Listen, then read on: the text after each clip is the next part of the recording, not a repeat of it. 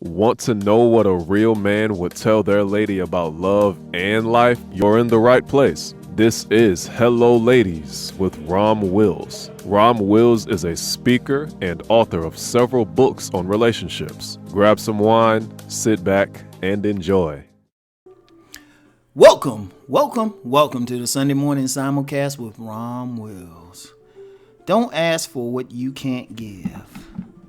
Don't ask for what you can't give. You know something? In this culture, people have a tendency to want to take. They want to have a tendency to want to receive, but they don't want to give something of equal value. Like we see it in relationships. Now, person looking in the mirror, they know they're average looking. They know they need to lose some weight. They know they need to dress better or at least bathe on a consistent basis. Yet they want supermodel of the world, male or female. It was like, can you give that person that? Then why do you want it? It's an entitlement thing, and that's not just for relationships. It could be on a job. People want to go on a job, make top dollar, and shoot, they just starting to work in the industry. Don't have any experience or anything, but yet they want someone to give them top dollar for their lack of experience. It was like, well, wait a minute. Are you giving something of equal value? There's that old saying, fair exchange is no robbery. Are you for whatever you asking, are you giving something in equal value? Of course, we have an idea about that in money, but it could be in time. You have people who want you to listen to all of their problems, be available for all of their problems. They got to sit there and listen to you talk about those dumb mistakes that they done told you about 50,000 times. Or, they want you to lend them money or do whatever, watch their kids or something. It was like, but then when you ask them back, it would say, well, I'm having problems. They gotta go.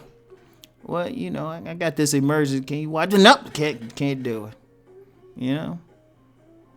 So as a person, remember, everything requires payment, and not in a monetary thing. And that payment could just be time. It could be attention. It could be whatever. But you got to think, okay, I'm asking for this from a person. Can I give it back? Like, one thing about me, if a person wants something from me, or I want something from a person, that's maybe a better thing. I always say, okay, so when this person come to me and ask me for the thing back, am I willing to give it back to them? And that's a serious question, and I'm just going to be real. Always the answer isn't always yes. So then before I even open my mouth to say, well, can I ask this person for it? I don't. And that's just me.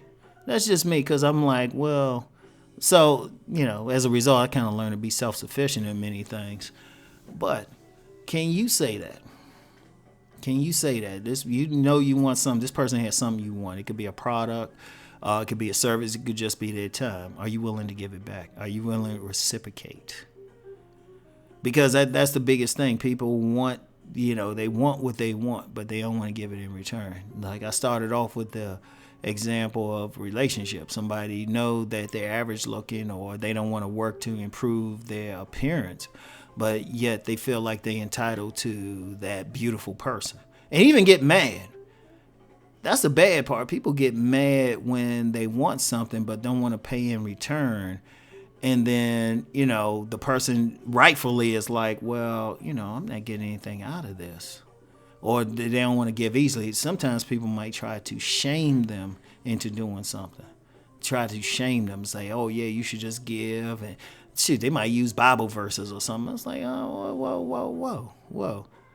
Now, when people do that or try to use some moral leverage or something like that, I'll say, well, if you're, like, for example, the Bible, what does Jesus say? It say, do unto others as you will have them do unto you. It's one of the most genius things. For the people who follow the Christian path, it's funny, I don't hear a lot of people actually practice that, but it's a simple thing. It brings balance to the world. It's like this person is giving you something. They might be giving you their time. They're giving you their energy. Are you prepared to give it back? There was an old TV show called Stingray. I love that show. It was about a guy who would help people out, but he wouldn't take payment. He would just say, hey, the time may come, I might need a favor. You just have to give the favor. It's a very simple thing. And you really, in some circles, particularly political circles, that's how they work. They work on favors, quid pro quo. And you don't want to do it for a political reason. You just want to do it because it's fair. This person was there for you. You have to try to be there for them. Or if you can't, try your best anyway. Maybe you might not be able to be for them in the same equal way, depending on what other circumstances are, but still be prepared to try. At least try. It's like the stuff will never be totally equal, but sometimes that person might have been there for you while you're going through some bad trouble. Then you can reach out to them and say, hey, you know what, you were going through all that, just hit me up whenever you need something, and I'm gonna try my best. That's all we can do.